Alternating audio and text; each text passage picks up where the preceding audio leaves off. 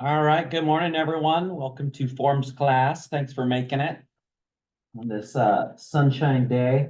It's definitely cooler out. Feels like winter again. Um, Today we're going to be discussing the 22D optional clauses addendum. Both of these forms we're talking about today are in every single transaction you do. We're going to go through the insights of obviously all of the forms. And of course, we're going to use the manual to be able to dive in deeper than what's just the forms themselves. So we'll have the 22D optional clauses and 22E FIRPTA. So, which is an exciting one that some people forget about. And it's one of those things that it's got to be also in every transaction. So let me share my screen.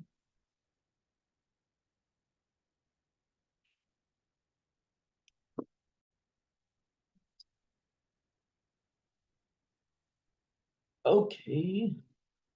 So let's jump on 22D first. And optional clauses addendum to the purchase and sale agreement. So the general comment says, use this as an optional form. Even though it says optional, it really isn't. We need this in every transaction. And you're gonna obviously see why as soon as we start reading into this. It includes some of the most common clauses that you would otherwise have to draft. Who likes to draft? What if you draft? What are you then? A lawyer. That's correct. You're an attorney.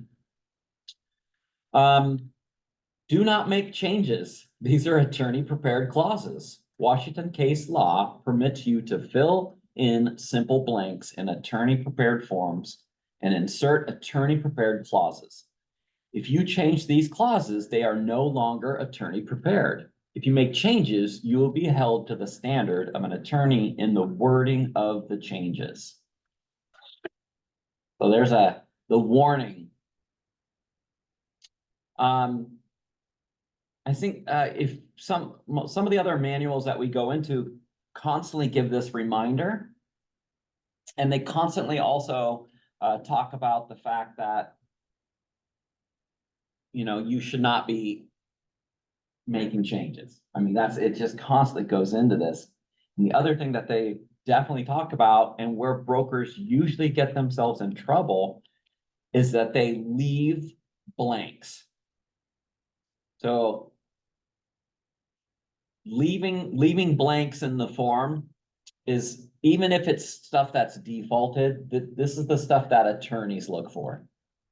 They constantly will look for, how well did this broker draft the agreement? They're going to go through and look at, page by page, and look at the boxes, all the check boxes that applied, what was marked, what wasn't marked.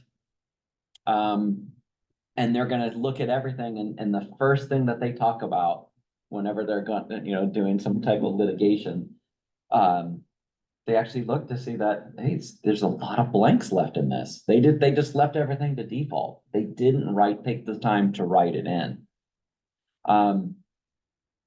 Agency law just changed at the beginning of the year, and we're still seeing brokers filling out contracts wrong. And not only is it detrimental to the client, but also there's now situations where this is going to be detrimental to yourself. We've had 2 contracts already come in where the brokers missed the first checkbox about accepting the compensation from the seller. They didn't even mark it. They didn't fill it in. They didn't mark it. So it pretty much means that, oh, I guess their buyer's paying them. Here you go, seller. And one of the deals is like $1.5 million, pays 3% SOC. So they're, our broker's like, Eric, what does this mean? Are we gonna, do I, tell the seller they got that 3% back?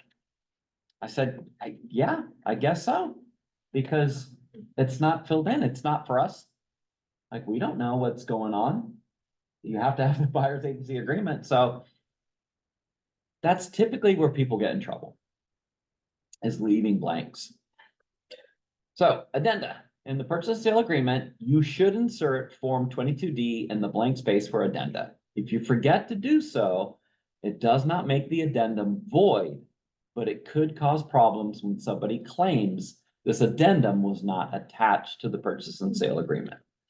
So they're always referencing back to the addenda line, number 17 on the front of, Form 21, which is also known as the catalog, like what is a part of the agreement. And it does cause confusion. So don't cause confusion and make sure you list everything. So assistance in filling in the blanks. So the thing about the forms manual is that it's always going to tell us what each one of these item numbers mean. So unlike the form, this is the form itself, but in the manual, they're all numbered so that if you ever need help and you're questioning stuff, inside of the express forms from the Northwest MLS, you will see the list of all the forms on the left, the manual to the form is on the right. So that's how you access them. And then of course, through transaction desk, you can also get to the forms manual list or to that forms manual. So either way, there's always access to use this. And this is honestly managing brokers, designated broker's best friend, because there's just so much more details in the manual than there is in just the form itself. And that's why we train with this. Do we have like a list of forms that we need to fill if you're getting a listing or you're doing a buyer's agreement? Like where is that? They used to be out by the forms. They used to be right up by all the forms in the back. So that But just it might be gone because a lot of time people take them. So basically that says fill form, whatever, P1 and P3 if you are doing a listing agreement or like, you know what I'm asking for? Yeah, it's like your list of of items what you we need did for a for listing. my- Yep. So we have those. And if it's not there, can you just email it so that it's? Yeah, we can find them. Actually, it needs to be updated. Yeah. Because the forms have changed and we got new forms. And then also I see in this express form, there's some JLS forms and some generic forms. So like for what, say suppose you're going for a listing appointment and you want to get stuff signed. Where do you take JLS form? Where do you take? I'm sorry if that's not a question related to this, but Yeah, I mean that. Most of the forms are going to be Northwest MLS forms. There's a few definitely ones that the General Scott, attorney created ones are really good, but yeah, it's a different class. I'll show you like where to get all that stuff. All right, so the first thing we need to do is filling in the blanks. Obviously, the date of the purchase and sale agreement, so whatever the date is that you're writing the agreement. Number 2 is the buyer's name, and number 3 is the seller's name. Obviously. And number 4, of course, is the property address. So the first one we're doing is check if included. Number 5, check the box. Check whichever one or more of these clauses is a part of the purchase and sale agreement. So if it's not checked, if you don't check this box, it's as if this language is not even on the form. It means it doesn't even apply. So that's why it's very critical. You got to check the box or the language doesn't even apply to the transaction. So this very first one is the square footage, lot sizes, and encroachments. So we'll go to the 6th part first. So square footage, lot size, and encroachments. This paragraph advises buyer to verify lot size, square footage, and the existence of any encroachments to his buyer's satisfaction. This paragraph also makes clear that listing broker and buyer broker make no representations concerning those items. How important do you think that is to your deal? You think you're gonna want to mark that every time you write an offer? This is one of the main reasons why you need to have this form in every single transaction and you're marking that box. But the buyer, Like neither listing broker or buyer broker make no representations concerning the lot size accuracy or any information provided by the seller. The square footage of any improvements on the property, whether they're any encroachments, fences, rockeries, buildings on the property, by the property on adjacent properties. Buyers advised to verify lot size, square footage, and encroachments to buyer's own satisfaction. So it's very clear. The buyer asks us, how do I verify this? What's the answer to that? Well, how would you verify Like, is there? the size of a lot? Like, how would you do that? Is Do you there know how? something, some county somewhere that you can go where, how does that? Does anybody know? How would you verify it? The only true way to verify the lot. We'll see it. Person.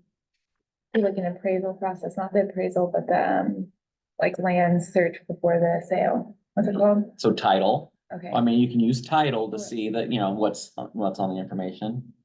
But how would you tell the size of, you know, the property, where the corners are, if things are accurate? How would you do that? Get somebody to come and assess it and pay them for that.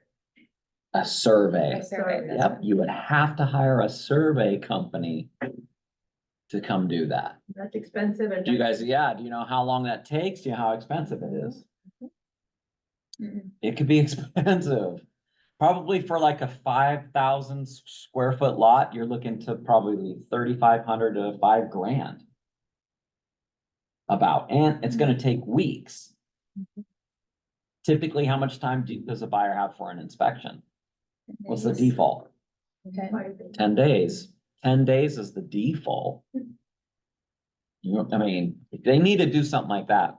Most buyers, you know, when they see the property, just like you do, you walk into someone's yard and it's fully fenced. Is the fence exactly on the lines? No, Do you know? no. Not necessarily. Yeah, you have no idea. Years ago, we had a broker, their buyer, they had a brand new buyer. And, they pulled up like the plat or the overhead view of a map with a digital, you know, satellite view of where the houses are and how the lines of the property like showed from the plat. It was off like, I don't know, 15, 20 feet, all the way, the whole block was off. And our Yeah. broker was like, this is kind of weird. They're like, I've never seen anything like this. Like, what does this mean? Like, well, it's probably one of two things. Either it's an error, potentially, you know, in the way that they've overlaid the lines to the property lines into the map. Could happen, right? It's technology. Or it could be the fact that every single person on this block has their fences all in the wrong area. And it turned out it was the latter. It was, the first person who put up their fence fenced in their yard wrong. The next neighbor did theirs. They did their fence wrong. Neighbor, all the way down the block. Until the last person, they had like the shortest lot size, when in fact they had like 10 feet. It would ended up being like 10 feet. So title said, and this house was built like in the 90s, something like that. So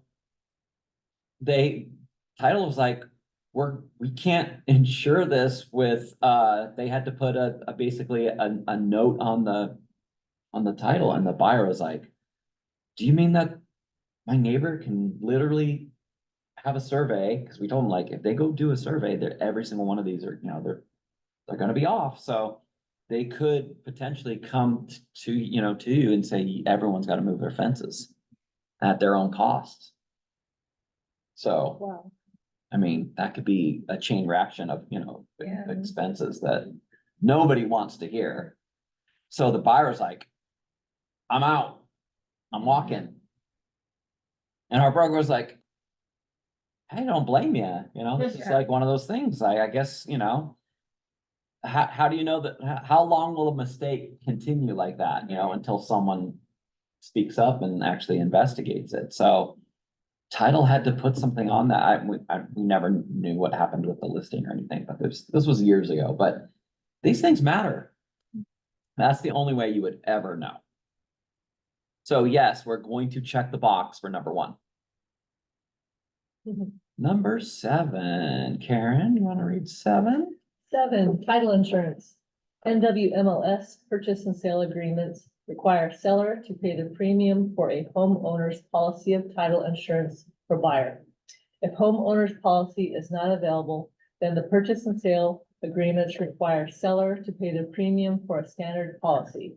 If buyer wants different coverage than the homeowner's policy, buyer and seller may agree in the optional clause addendum on either a standard policy, less coverage than a homeowner's policy, or an extended coverage policy, more coverage than a homeowner's policy. If the parties agree on an extended coverage policy, buyer will pay the increased cost of such a policy and will also likely be required to pay for a survey. Okay, so thank you for reading that, Karen. All right, so here's number 2. So title insurance clause in the agreement provides seller to provide the then current Alta form of homeowner's policy of title insurance. The parties have the option to provide less coverage by selecting a standard owner's policy or more coverage by selecting an extended coverage policy. So now that we read, you know, what Karen read, which box would you mark on this? Neither. Neither, correct. You don't want to mark either one of these boxes. Because if you do, we already know that the standard owner's coverage is less coverage. It's not as good of, you know, of the insurance policy. But the extended is more coverage, but they're gonna have to get a survey to get that. Even though it says they may have to, all of the title companies will not issue that without one. At least I've never heard of them doing it without it. And that is a cost to the buyer. So we've had deals come over where buyer brokers, they don't know the form and they're like, oh, I'm gonna go, you know, the extend mile for my client and for the buyer, and I'm gonna mark extended coverage. And not only was it not necessary, but it also now it costs the buyer more money to get it. And then we're like, well, when are you guys gonna go ahead and hire the survey? And they're like, what are you talking about? You said you guys need an extended coverage for this, you know, purchase of the home. And the buyer broker had no idea. Like, okay, so they ended up amending the deal in this recent one. But we still to this day see this marked, and sometimes it comes over with standard just marked. Like, you want less coverage for your client? Okay, I don't know why, but so what by makes all default. these three covered? Like, what is homeowner, what's the difference? To really take in depth, like, come to the class next week. Emmanuel Fonte is gonna be here. They got a really good title, class. Definitely go to that. Talk about the difference. Yeah, way more in depth. Right, yeah, because if a client asks us, what does that mean? Like. Yeah. You know, I get that it's not market, but. Mhm. Well, just by not marking it, just like it says, you're getting the best, Right. you're getting the best policy by default. But if you need just the super coverage, like way beyond, you know, of what's normal, usually the times you see an extended coverage it's typically bigger land. You know, usually stuff that like might come up close to like county properties or zone properties of agricultural land or timber land or all these other different types of things. Sometimes people will like want this. But yeah, definitely take Emmanuel's class next week. I think it's next Thursday. All right, number 3, even though it says 8 on this. Seller cleaning. This paragraph requires seller to clean the interiors of the property and remove all trash, debris, and rubbish prior to buyer taking possession. I love this one. Seller shall clean the interiors of any structures and remove all trash, debris, and rubbish from the property prior to buyer taking possession. Let's focus on this word right here, clean. What's clean? What's clean mean? What do you think? No trash and belongings, Mhm, furniture. mhm. Has anybody ever been to a hoarder's house? Well, I've seen it on TV. You seen it on TV? What do the people say on TV when they say this, when they're talking about their stuff? With the hoarders? What do you mean? What, do you know, like, what do they say on that show? Like the No. people? Huh. They're like, oh, this isn't trash, Oh, yeah. right? They're like, no, this is good. Like, what are you talking about? This is perfect. Like, what? That's how it's like belongings, their belongings, because I have a high standard of clean, but the house we bought, it was not clean, but they thought it was clean. All the time, we hear of complaints, either from buyers who bought homes from our listing brokers, from our sellers, or vice versa, our buyers who are, buying someone else's property. You have to tell clients that, hey, we're gonna mark this, that seller's cleaning. But you have to understand that everyone has their own standard of cleaning and what is clean to them. So typically, we hear this kind of phrase that it's, broom swept clean. Like it's just, that's about what you can expect.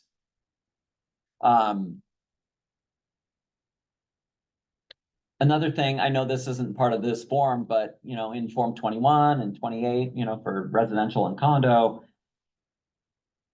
when you're buying a property, there's a timeline to do your prior to closing walkthrough.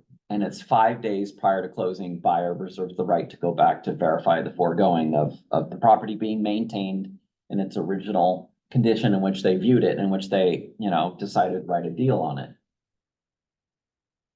If you miss out and don't do that, you're not gonna have a good idea of how well things are going with the clean. There's been plenty of time where, it's happened where, oh, the buyer was too busy, they couldn't go. I don't care, like, you gotta get somebody there, or you're going by yourself and you're video, like FaceTiming with them. And you're letting them decide, because you don't wanna end up with egg on your face when you go to that closing. Like, I've even heard of stories where our brokers, like, they got to the house and then they're putting this nice, cool banner on the door with a bow, and they rolled out red carpet and had balloons and on confetti, and they're like waiting there. All of a sudden the buyers pull up. They didn't even go in the house yet. And open the door and they're like, welcome to your home. And it's just trashed. And they're like, what happened? Maybe they didn't have time to clean or something, or what, like it's just terrible. So just make sure that you are explaining to the buyers that, hey, the seller's not gonna hire a professional cleaner company to come out and completely do, inside, outside of the property for you. That's what they expect, though. Buyers really think that, oh my gosh, the place is gonna be immaculate, when we walk in. It's typically not that way. If you don't say anything about this at all, that's usually when it bites you. So try to make sure you mention to buyers that. If you're a listing agent, do you normally get a professional cleaner and get it cleaned before you give it? Not everyone does that, no. Yeah, some people do, that's part of their listing presentation, that, they have cleaners that they hire. But even then, if it all depends on if the seller's still living there, whether or not they're actually gonna be able to do a fantastic job or not. All right, so here goes the next one. Number 4, the personal property. All right, Brian, you want to read this one, number 9? Or, what? Mariah? Mariah, Yeah, sorry, This Mariah, I'll get it. That's all right. You want to do 9? Yeah, this paragraph requires seller to remove all personal property not later than the possession date. The paragraph makes clear that all items left by seller become the property of buyer. So, now that we know that if stuff's left there, it becomes property of the buyer, they can do anything they want with it. This one also will bite you. So same thing, how to protect against this is, going, gotta do the walkthrough. You've gotta do your prior to closing walkthrough. Items that are there, like if the seller is still living in the property and you go inside and you still see, you're there, let's say 3 days before closing. Or 2 days. I would try to hit that 3-day before. 5 is a little too much, too long, because there's still some time left. 1 day or day of closing is terrible. If there's issues, now you got no time to try to like fix it. So I think that perfect golden opportunity to go is 3 days. That way you still have time, to figure out like what's going on. If you go there 3 days before closing and there's still boxes, like empty boxes laying there and nothing's packed, and there's a lot of stuff in the house, you have issues. How are they gonna possibly get the whole house emptied and the garage and all the tools and all this, houses that have a ton of stuff, that stuff takes weeks, probably. I mean, if they're doing it on their own. So as soon as you see that, now you should have a red flag, like go up and say, okay, we better call, and actually get some information and find out, is the seller hiring a moving company? What's going on with that? Also, another thing, some sellers think they're, gonna be tricky and go, oh, so anything I leave here, it becomes the property of the buyer? Oh, okay.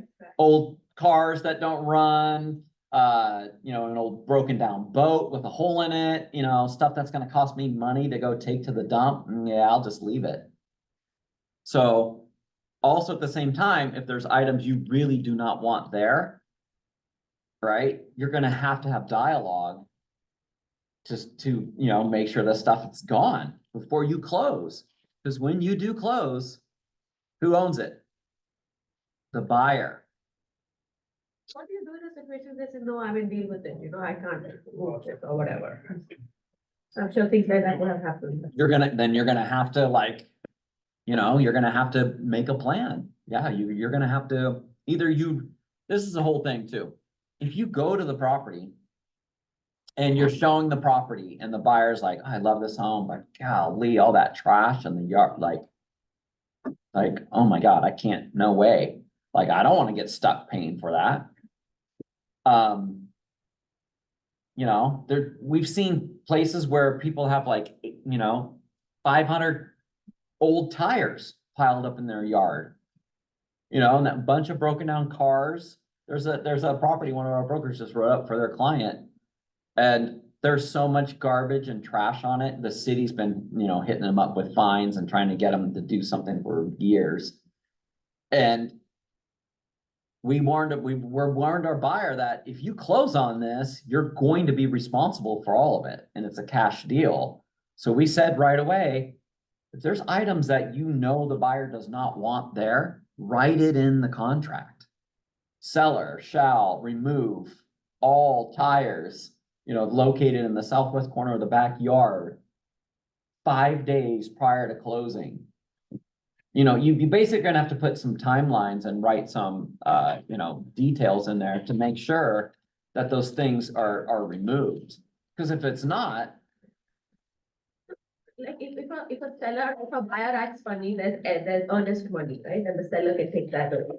If the seller acts like. wait, ask that again? If the So seller, there's some honest money in play if the seller and the buyer goes, oh, I don't want to buy this anymore. yeah, If the seller acts funky and says, no, I'm not going to move this trash, do whatever you want, right? So does escrow come into play then to? no one's gonna protect for that. No. You're Yeah, kind of the buyer will end up taking it on if they close on it. So let's talk now more about other items too. So you guys are gonna come across a lot of issues when there's personal property remaining on the property. I had a very, very experienced broker. And how, I don't know, how a lot of times brokers get themselves in trouble is they kind of overstep the line of their duties. That's where the Department of Licensing always like gets a complaint about you or something like that, is because it's like, I'm gonna help you. I can figure this out. I can do this repair on your home. You know, or in this case of our experienced broker story, buyers, it was our broker's listing. The seller had a huge greenhouse in the backyard. And the buyer's like, oh, this greenhouse is it's terrible. I don't want it.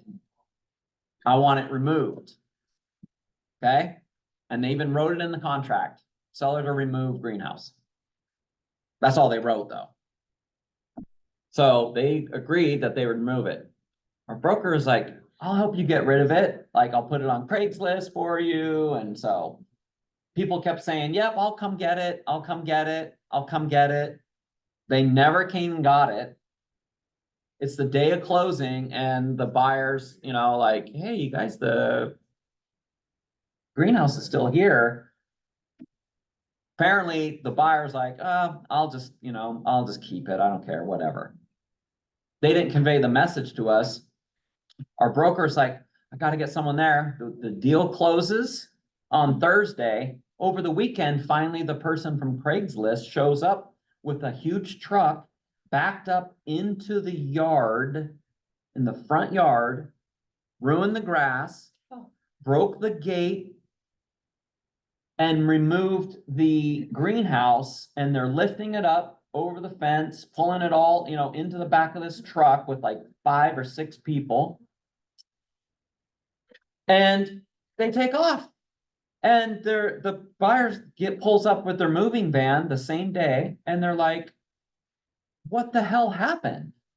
And then they saw the people leaving, and they end up finding out, you know, the full story. Well, our broker said, yeah, go ahead. Whose property was the greenhouse then after closing? It was the buyer. Yeah, the buyer owned it at that point. Wow. So, I mean, they filed a complaint with the DOL and everything. They were pissed, and our broker had to go back. Our broker had to go back, replace the whole front fence because the gate was shot. And the sad thing is that the fence wasn't in that good a condition anyway, but it's his fault that caused the damage. He had to repair all new sod in the front yard. And then also, he had to buy a brand new greenhouse. Oh, So this little mistake cost him, I want to say it was like $9,500 or $9,800. You know how much the total commission was that he got from his deal? No, luckily. Yeah, it was like 12,000. So he barely made anything. He did lose money. And he got a complaint. The worst part is literally a month after the DOL came to investigate, because they had filed the complaint right away. So now, then he had bad spot on his record, so. What happens if there's a complaint and all, right? Like what then? The Department of Licensing will investigate. Yeah, or the Realtors Association. It all depends on who it's filed with. But you could get fined, you could lose your license, you can get it suspended. They have any of those powers they can do. But is there insurance that covers things like that? Suppose you mess up or like. You have errors and omissions insurance from John L. Scott that covers. This yeah. wouldn't be under that, obviously, right? This situation was. All right, next we talk about utilities. Right, red last. Shilpa, you want to do 10? check the box to indicate that the seller is representing that the property is connected to the described utilities. Insert any applicable information, example, well type, cable provider, internet provider, etc. Yeah, so. How are you gonna know what it's connected to? You're the buyer broker, you're filling this in. Ask the seller to. You got time for that? Is on the seller disclosure? Well, some of it is. Yeah, some of it is. Some's in the Form 17.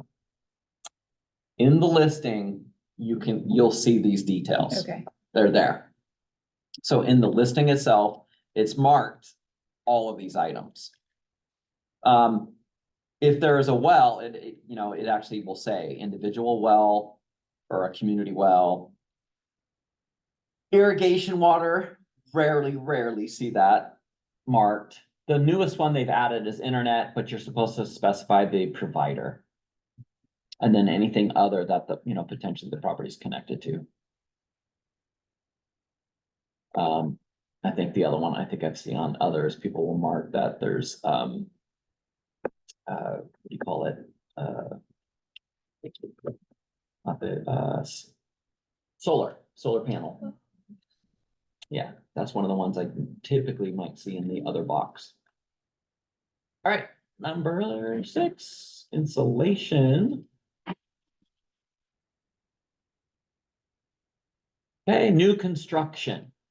So this only applies if it's new construction. If the house is new construction, Federal Trade Commission rules require that this information be filled in. There's no wall and or ceiling insulation, then fill in none or no insulation following type. Leaving it blank could mean it was ignored or not explained to the parties. So if it's new construction, that's the only time you're filling this in. So typically you are never marking this one. Mhm. All right, buyers with initial. And now number 7, leased property review period and assumption. Great, this one. Elizabeth, want to hit 12, please? Lease property review period and assumption, use the clause if seller leases personal property that will pass to buyer on closing. Fill in the number of days that seller has to provide the leases to buyer and also fill in the number of days that buyer has to review the lease agreements. Note that the burden is on buyer to give the notice of disapproval within the prescribed time period if buyer does not approve the leases and elects to terminate the transaction. If buyer does not timely terminate the agreement, buyer waives the contingency and agrees to assume the applicable leases. Yeah, so we don't see this as often as we used to, for sure. Where it typically, nowadays, I think the one that you see the most out of these items is the propane tank. So typically, if a property is serviced with a propane tank, a lot of times it's going to be leased. It's just how people do it. So as soon as you're showing a property and you see a propane tank there, that's your signal like, okay, we got to investigate and find out, is this leased or not? And you can typically, great listing brokers will put the information in the listing. They should anyway. Security systems, not as often anymore. Most people have gone to, the self route of, doing their own ring and, all the other types of security systems. Natural gas. Natural gas, that is not leased. No, I'm sorry, the hot water, there's still, Oh, some yeah. people are still, Some some little people- old ladies still are on those programs. Yeah, Yeah. leased furnaces and hot furnaces water. too, Yep, they've had furnace and hot water tanks. Years ago, counties and these programs came out, like, hey, we got a good idea, elderly people can't afford to pay for a whole new furnace and hot water tanks. So we could do this program where they lease it and they just pay, these monthly fees and stuff. But the sad thing is like some of them even lien properties on it. Those old programs, some of them, really bad. But once in a great while, those could come up. But the seller shall provide buyer of a copy of the lease for the selected items within 5 days have not filled in of mutual acceptance. If buyer and buyer's sole discretion does not give notice of disapproval within the 5 days, not filled in of receipt of the leases or the date that the leases are due, whichever is earlier than this lease review period shall conclusively be deemed satisfied, waived. And at closing, buyer shall assume the leases for the selected items and hold seller harmless from and against any further obligation, liability, or claim arising from the leases, if the leases can be assumed. If buyer gives timely notice of disapproval, then this agreement shall terminate and the earnest money shall be refunded to buyer. So remember, if you do have a leased item, you must check the box, or none of this language is here at all. And then furthermore, please fill in the blanks. If there's a blank there and it's going to apply, even if you're going to go with the recommended default days, write it in. Otherwise, you look lazy. All right, HOA review. Number 13, let's pick on our Zoom people. Tracy, you want to read 13?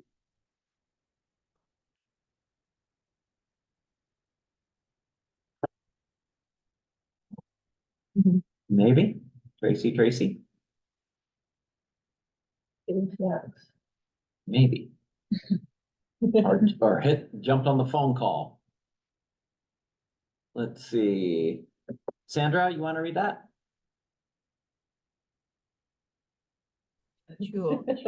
Thank you. Okay. Right? Okay. Mhm. Number 13, homeowners association review period. Use this clause if the property is subject to a homeowners association and buyer wants to review the documents listed in Form 22D as a condition to purchasing the property. Fill in the number of days that seller has to provide the documents listed in this paragraph, if available, and also fill in the number of days that buyer has to review the documents.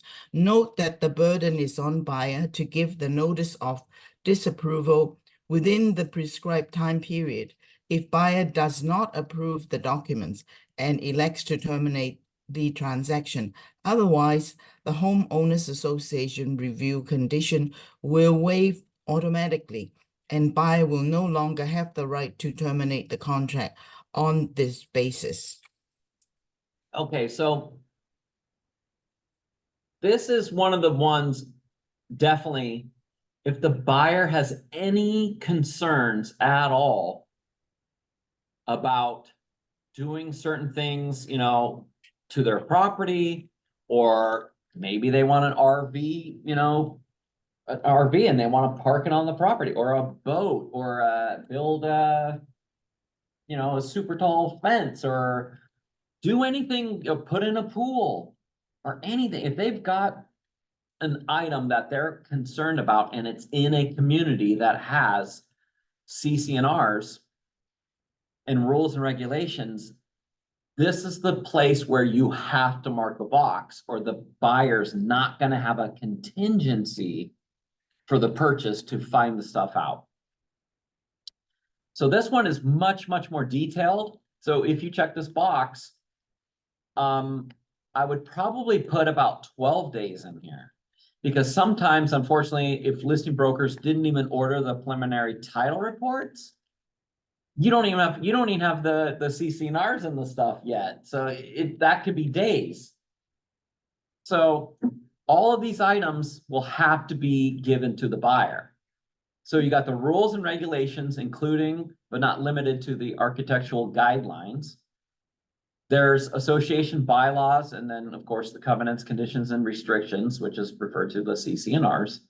Association meeting minutes from the prior 2 years. This is the one that people all the time fail to get. 2 years of all the meeting minutes. So if they've had 24 meetings, or in 2 years, 24 meetings, you need all of those meeting notes from the from those 24 months. So it's one of those things that it's sometimes hard to get. Association Board of Directors meeting minutes for the prior 6 months. and association financial statements from the prior 2 years and current operating budget. So would that be in the resale certificate? Sometimes, Because usually they're Yeah. like 200 to 300 pages long. yeah. So that's probably why. Yeah, so you're gonna get these large documents. I remember way back in the day, way back, before they got, a lot savvier and putting all this stuff online. I'm not joking, they would print this stuff. Yep. They would print it. I remember I had a plat and I listed the plat. And I don't even know why they did this, but they're like, Eric, you have a delivery. I'm like, okay, what do I got? And they're like, well, they're bringing it all in. I'm like, bringing what all in? And they come in with all these freaking piles of, boxes of paper, and they literally brought in 3 hand trucks. Oh, And they're like, here you go. I'm like, what is this? Wow. Going there, they're all of these packs for every single listing. I'm like, I only need one. Why would they print this? They literally, for every single house, they printed them all out because I had to give one of those to each buyer. Yeah, so it's just funny that, seeing this section and letting people review that. But the thing that's really funny is that when you do get these and they are printed, sometimes they're like this freaking big, each one. So which buyers do you know are gonna go through page by page in documents like that? And they'll want you to go through it. That's, you're getting to my point. You're jumping Oh, ahead. sorry. You're jumping My ahead, fault. Karen. Bad, I'll sit pretty quiet. There's no way they're gonna go through it. And they're gonna look to you like, I'm buying this home, you're getting commission. You better look through this whole thing. And find all the issues, like, come on. You can't do that. You're not even allowed to do that. So you need to make sure that they have a clear understanding that, unfortunately, that I'm not allowed to review this for you. I don't know what's, the biggest concern for you, and I'm not an attorney, nor have I played one on TV. I can't give you legal advice. You're gonna have to review this to your own satisfaction. No one else can do it for you. If there is a major concern you have, you absolutely can contact the title company and have the title officers, they can use their technology to search through these documents and to find, where some of these concerns, if they have, like, I think the one that most people probably want is definitely like the RV parking thing. If someone's like, oh, this house has RV parking, I love it. Like, that we finally don't have to pay for, storing our RV, every year, paying those fees. We can just store it right in our backyard and, and there's gravel already there. Guess what? Come to find out that seller just put gravel down and called it RV parking. They never even parked an RV there. Oh, guess what? You're not even allowed to park RVs in this community. So these types of things could come up, but you cannot be the person to warrant the information at all. So this is the one that if there's a big, concern that the buyer has for an item, like parking my work truck on my property. Some HOAs don't even allow that. So if you know this about the client, obviously when you're forming the contract for them, this could be the area that you may have to utilize for this. Questions? All right. Association transfer fee. If there is a transfer fee imposed by this homeowners association or any other association, example, a move-in or move-out fee, which is very common with condos, the fee shall be paid by the party as provided for in the association documents. If the association documents do not provide which party pays the fee shall be paid by buyer, seller. Seller, if not filled in, is by default. Condos and stuff like that, there are some freaking communities that have been adding these little fees in, in sneaking them in now that they understand that real estate contracts have this in there. They're like, hey, we could probably collect like $400 or $500 when someone moves into our community. That could go towards our parks and costs and stuff. We sell maybe, 5 to 7 homes every year in this community. Right? That could be $3,500 for us. That's the whole cost of maintaining, the park for the whole year. So HOAs, they understand this and they can do that. So just be, if you're going to end up marking this every single time, you might as well mark it to be seller. I think it might say, yeah, this clause provides that if there is a transfer fee imposed by the association, the fee shall be paid by the parties provided in the association documents. Most of the time in the resale certificates, it is typically written that it is paid by the seller. So just be leery of that. Also, if you're being the listing broker, know that typically that's in there. They're not usually that much. I think the very most I've ever seen was $500, and that was a condo. And they have to use a giant, service elevator to help move your stuff in and out. Mm. All right. Excluded items.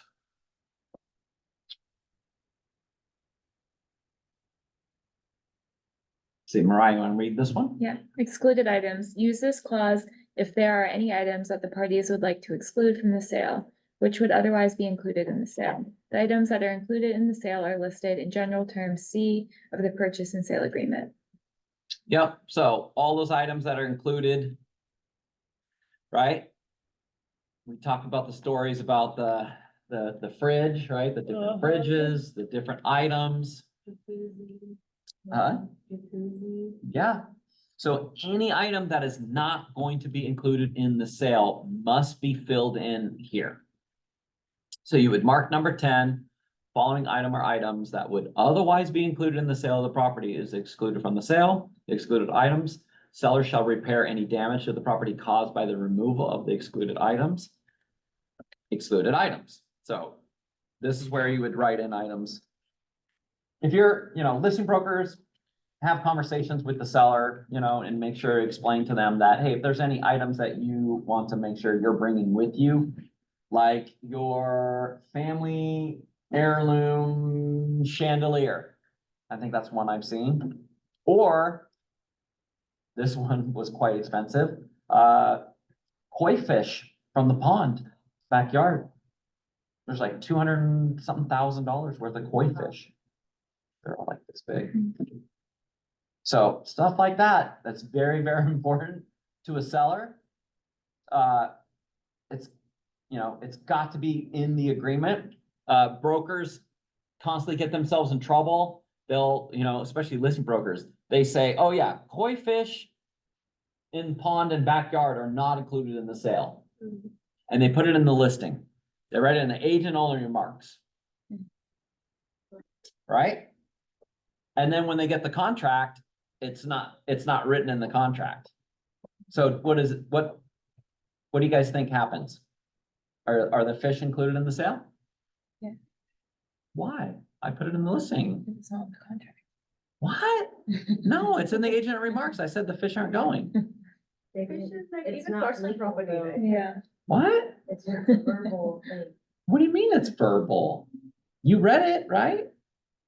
That's Yeah. not how the world works. But isn't fish like a pet, right? If my dog is in the house, I don't have to. Oh, no, your dog. Yeah, you gotta say your dog's not included. Or I'm keeping your dog. I love dogs. I'm gonna keep them. So this is the thing. This will definitely sting you, and this is where brokers constantly screw up. Almost said a bad word. If something is not supposed to go with the property and convey with the property, then you must have it written in the contract, and it must be signed around that it's in there. In the listing, who reads that? In the agent only remarks, who can see that? Just the agents. Can a buyer read those? No, those aren't public. Those aren't public remarks. Same thing goes for in the listing. If you filled in online on the listing, and it's listed that the fridge and the washer and dryer are not gonna convey and go with the property, right? Nope, they're not included. But then you write in the deal that they're, the buyer writes an offer and they mark all the boxes for all the appliances to be included, and the seller signs off on it. that means that all those are included. It doesn't matter what's in the listing. Who's the listing agreement between? Listing agent and the seller. Close. No, listing agreement. Who's the listing agreement? Oh, that's right. Who's the contract between? Buyer and the No, Listing listing. agent and the seller. Seller and the Close. seller's agent, right? No, the seller and the seller's agent. No. Close. seller agent, the Oh, listing agent. I got it. There's a and twist, got it. There's a twist. The Go ahead, listing say it. agency and the listing. The seller. The listing office and the seller. The Okay. firm. Right. Firm. The contract for the listing is between the firm Right. and the seller. Okay, so it's always been, it says right in the agreement that, you know, the broker, what buyer brokers, you know, or the firm appoints you Right. as the, you know, as the broker, Mhm. right, to the principal, but when it comes to the purchase and sale agreement, who's the contract between? Buyer and seller. Buyer and seller. They're the ones who have to agree to those items. Mhm. So doesn't matter what you have outside of that agreement. Whatever's in that agreement is going to control. That's it. So be very careful with that one. All the time, you know, when we meet with a seller, you know, it's really a good idea to go through and say, okay, are there any items you are going to be taking with you when you leave? You know, curtains, curtain rods, attached televisions,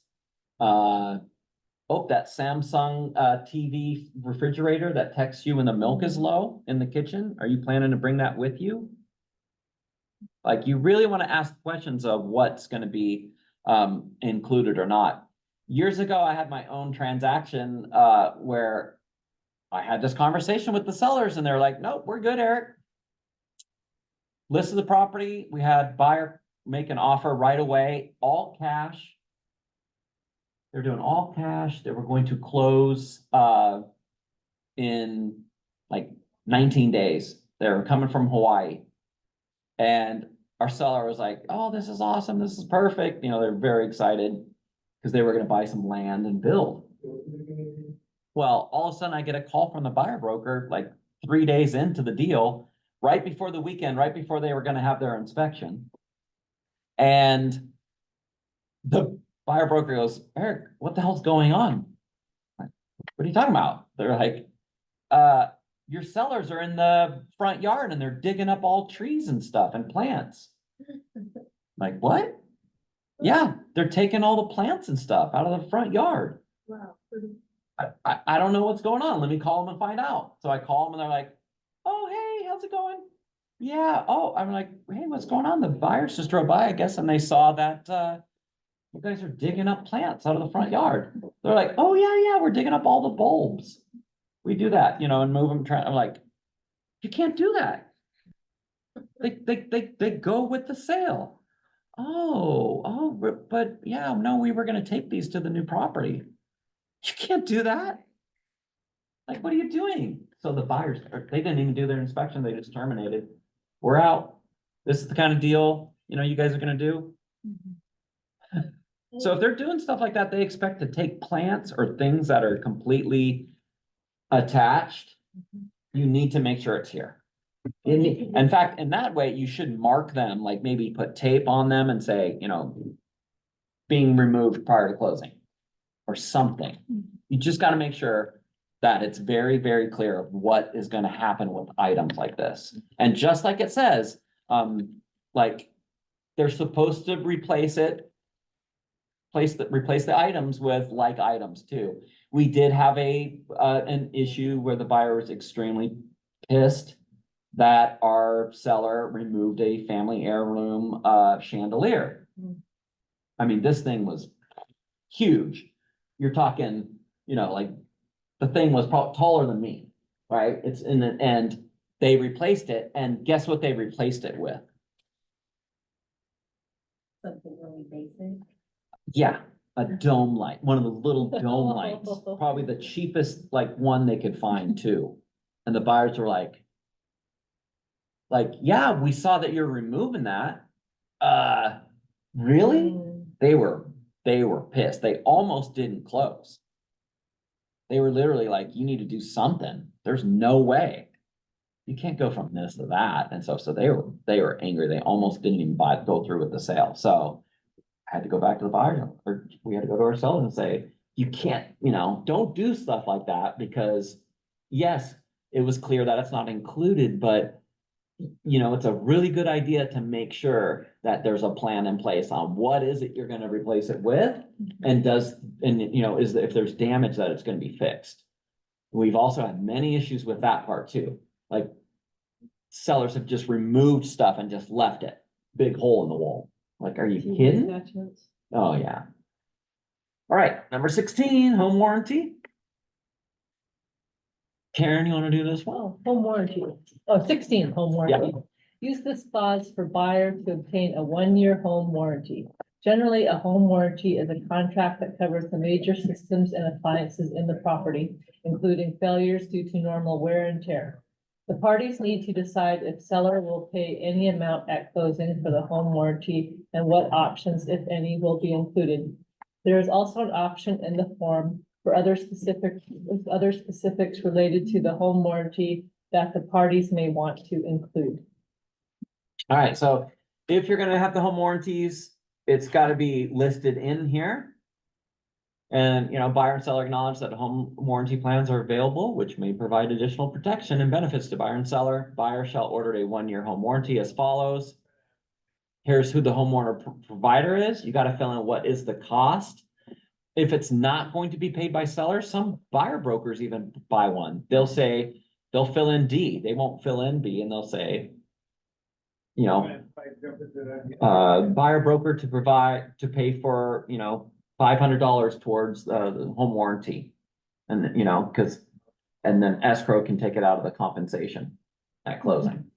You would have to put on your compensation disbursement form 40, you would have to write, like, if the total compensation was $10,000, but this home warranty was 500, you would put 9,500 paid to, John L. Scott Inc. to the firm, and then the $500 paid towards, whatever Fidelity home warranty. So that's how you would do the process. Home warranties, they're hit or miss. Mhm. Sometimes they're really saved buyers, for sure. And then sometimes it's like buyers are not happy because it didn't cover something, because it was a pre-existing condition, so they won't even cover it anyway. So they're hit and miss. All right, time for number 12. Other. You can use this space to include other special clauses. You can also use the blank addendum form 34. So basically, number 12, other, is a mini blank addendum.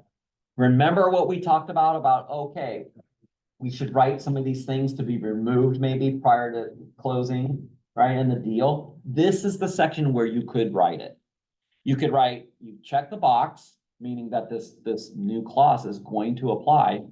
And you would write, seller shall remove, all the tires in the southwest corner of the backyard within 5 days prior to closing at seller's expense, something like that. We have in our transaction desk, we have office clauses built for you. So you don't have to come up with a lot of these types of languages. So we have a ton of them in there. There's probably like, I don't know, 35, 40 different office clauses. And again, where do we find that? In transaction desk. Okay. Yeah, if we have time, I'll show you guys. And then buyers would initial. So that is our 22D. Who would think we would spend over an hour on just this one form? I didn't think so. You didn't think I so? came You anyway. didn't think it- I knew you there'd did- be good little things to learn, Mhm. as always. All right, time for FIRPTA. In order to talk about FIRPTA, we need to actually pull up the Form 21 first to see where is this.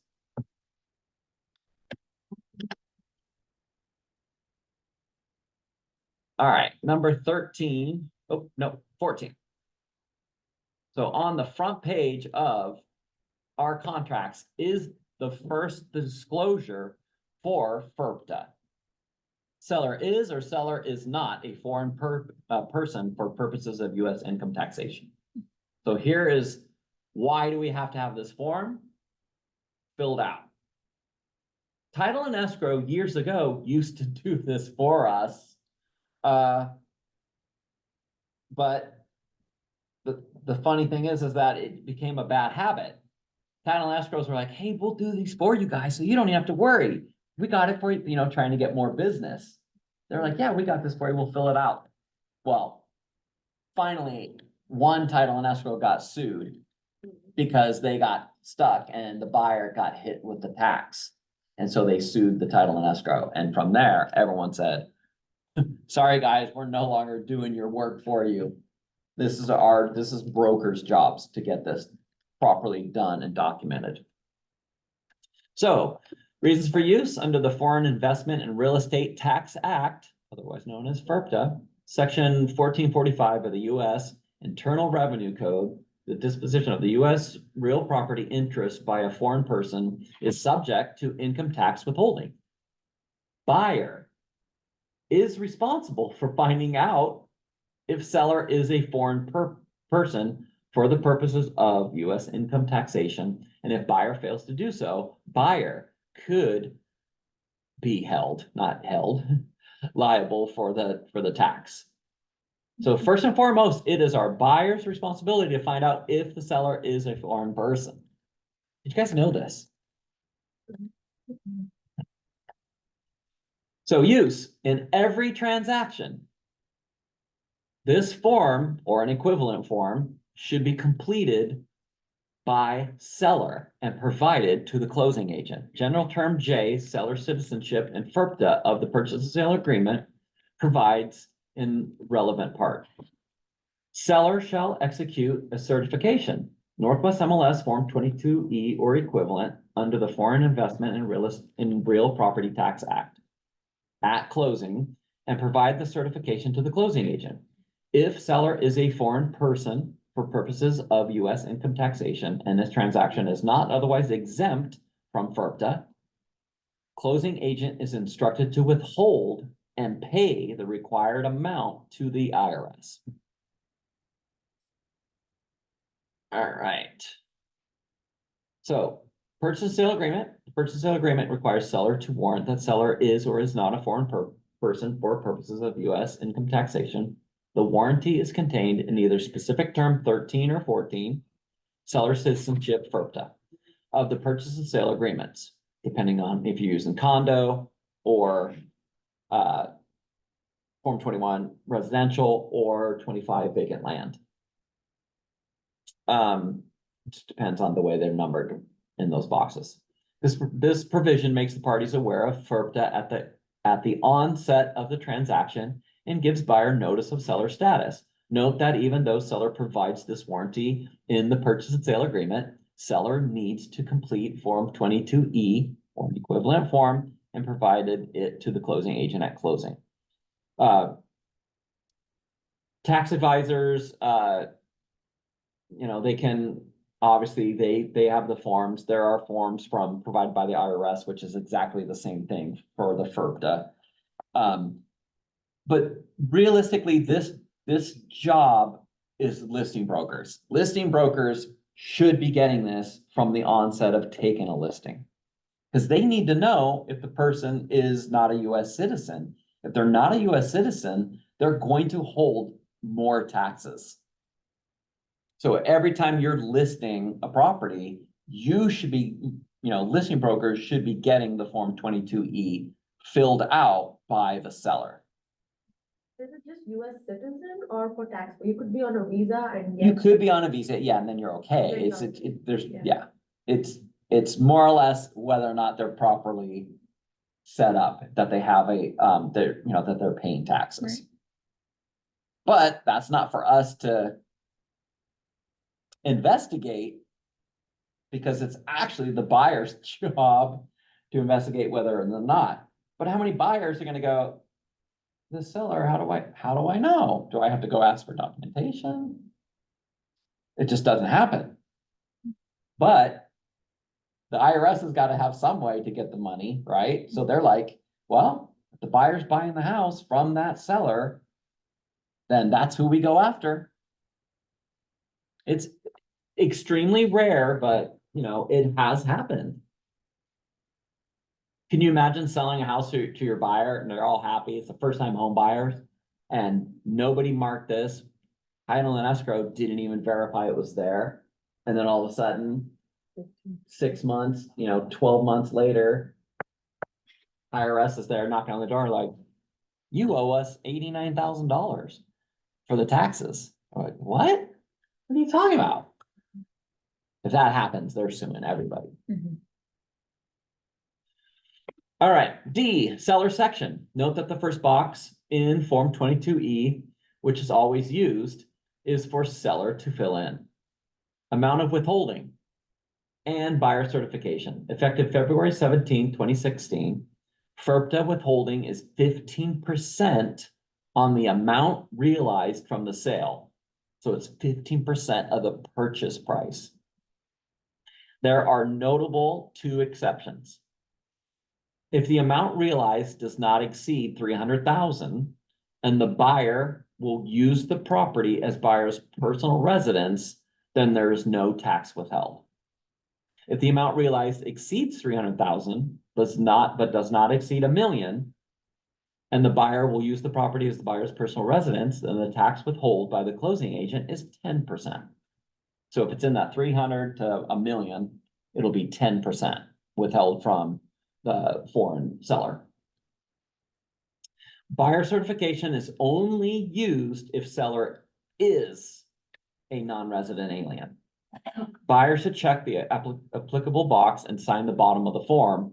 If neither box is applicable, buyer should not fill out this section. So there's the manual telling us how to fill in. So here is the form itself. The very first section is that I am the seller of the property.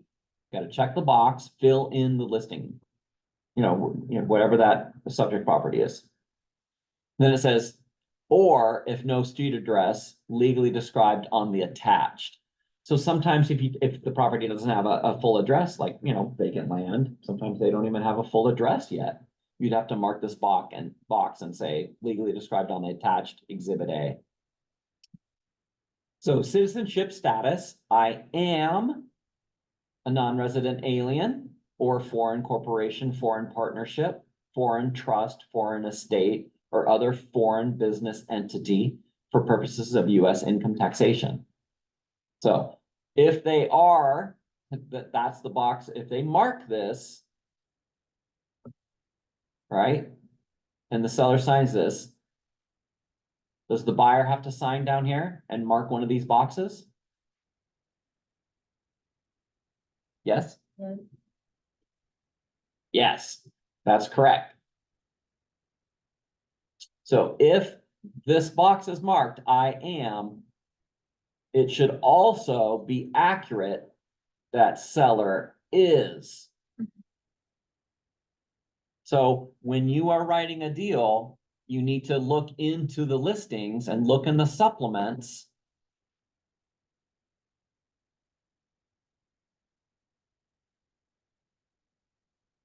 Oh, actually, I can just go right to new listings real quick. And let's look at this brand new listing, see how good this listing broker is. We'll go to the supplements and let's see, drum roll, you think FIRPTA's in here? Yes. We got a yes. There is, it's there. Phew. So seller said they are not citizenship status. So you're the buyer broker, you're looking at the supplements, you're looking at the status of the seller, and they said they're not. So you as a buyer broker, what are you doing with this form?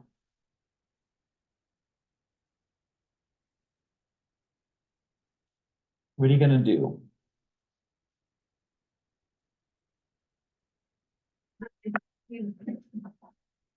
Yeah, the buyer's not gonna sign it. You're not gonna mark a box because they've marked it that they are not. I am not. And then when you write your offer, you're going to mark this one. Because you've looked and verified it, and it says the seller's disclosure is that they are not a foreign person. And So- yes, then you fill the supplement. If it's yes, then you know you need, no matter what, do we need the FIRPTA form? Every transaction gets both of these forms today that we're working with. We went through 22D, the optional clauses, you need that in every deal. And we also need the FIRPTA form in every deal. But the thing that's very different about the FIRPTA form is that it's actually not an addenda. What is it? What type of a form is that?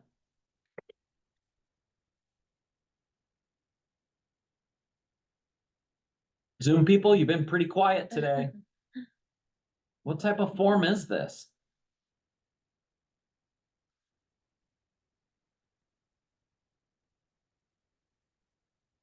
What do you think? Disclosure? Say it louder. Disclosure? It's a disclosure. Exactly. Does Form 17s belong on the addenda lines? No. No. Do you guys see our 22Ds here? Where's our 22E? Wouldn't that be next? Why did the MLS not put this in the list of items that should be added in here? Because it's, Yeah, because it's a disclosure form only. So the buyer still needs to get a copy. You still provide it in the deal, but you do not have to list it in the addenda line, just like a seller disclosure statement. It's a disclosure. It's a realistically, it's an IRS basic kind of a form Mhm. for the disclosure. So that's why that form is not listed in here. You do not need to type in and write that in on your addenda lines. Because it's really not meant to go in there. But we need to know what it is, because who's gonna be on the hook if we don't get this and know this? Bye. The buyer. Yep, it would be the buyer. And you need to properly know how to fill this in. Now, let's say it's a bad buyer broker. Or excuse me, bad listing broker. They're lazy. Good job, Meg. Let's go to the next listing. Let's say we got a bad listing broker. Oh, I know Rick. He's definitely gonna have it. Okay, let's check this one. Well, they got a lot in here. It's there. It's good.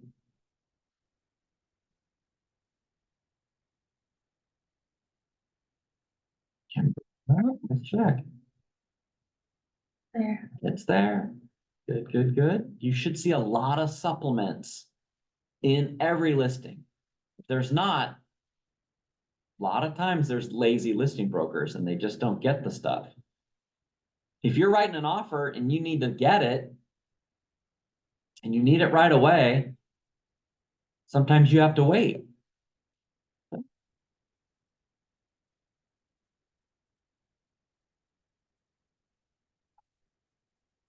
It's nice to check. Oh, Oh, wah, wah. Two things, huh? I'm sure it was the assistant's fault. Maybe. This one has an undisclosed, so that's probably why they didn't have it in this one. Right, it's 5.5 million. Oh, So I can kind of see that one not having it because they have an undisclosed seller.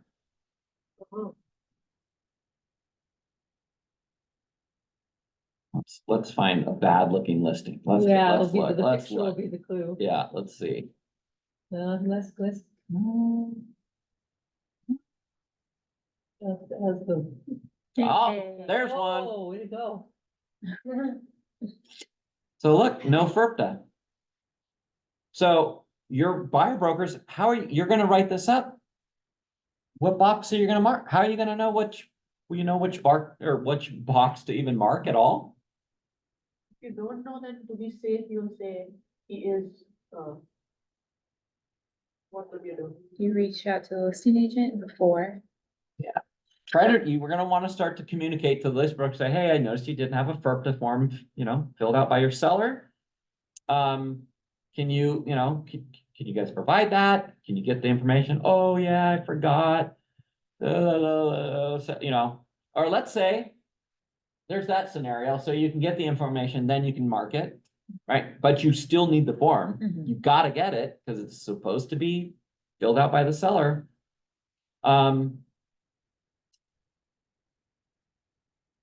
Let me get to the Form 21 manual real quick. Oh, where did it go?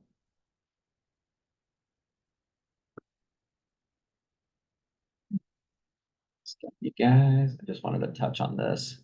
Let's pull up the manual.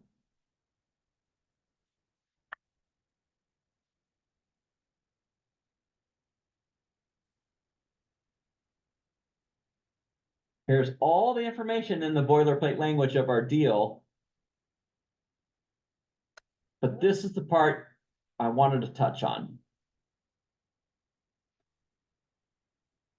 So please note that when buyer's writing the offer, buyer likely will not know if seller is or is not a foreign person for the purpose of U.S. income taxation. Accordingly, buyer may leave this term blank to allow seller to make the appropriate selection. General term R states that just like the insertion of a seller's name, seller's selection of citizenship status is not considered a counteroffer. So this is a really key component to understand that if you can't get a hold of the listing broker, you have a deadline, for this offer to get in, or the buyer's like, look, I only have, a half hour to get this signed, and then I gotta get back to work. You don't have that info, you can sign the deal, the buyer can sign everything. They can leave that box, not marked. And then at that point, oops, I didn't scroll that far enough.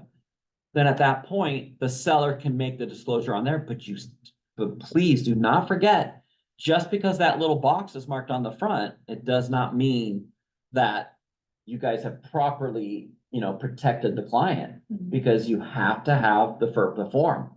They have to have the disclosure in writing that the seller is going to sign a document, a disclosure to say, I either am a foreign person or I'm not.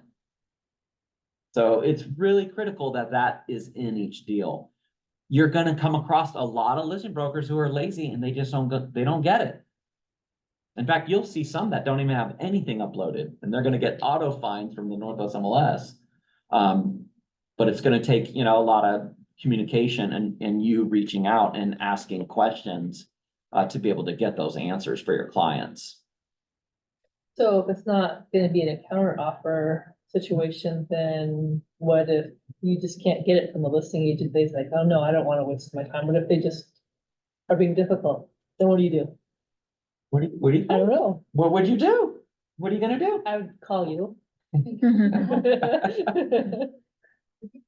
If you can't get it, if they're not getting it, they're not filling it in, the listing broker's like, oh, yeah, I'll get that, I'll get the seller to fill that, no problem. Okay, we still need the FIRPTA form. We still need a FIRPTA form. Can you please get this signed? You've got to notify your buyer and say, I can't, we need this. If we don't get this, you're not protected from potentially 10 to 15% of the purchase price. How much are buyers putting down typically on houses right now? Are they doing that? No. 5. What do VA buyers put down? 0. Oh, hey, buyer, you're gonna need 15% of this purchase price. You think they're gonna do that? No. You might have to terminate. So that's the importance of making sure that if you don't get it, they're not protected from that. Okay, gotcha. And escrow can't do anything about it. But you just have to, fight real hard and communicate, make calls, do what you can to get the listing broker to get off their butt and get this document. If it gets so bad, sometimes, let us know and we might have to reach out to their designated broker. Say, look, we got a deal. Our buyer wants to buy this house. I think your seller wants to sell. I can't get any communication from your listing broker. We still need this FIRPTA form filled out. We don't get this by tomorrow, buyer's terminating. So. All right, you guys, that is forms class for today. Hopefully you learned some insight to these two forms on why they've got to be in every single transaction and properly filled in to protect our clients and the firm.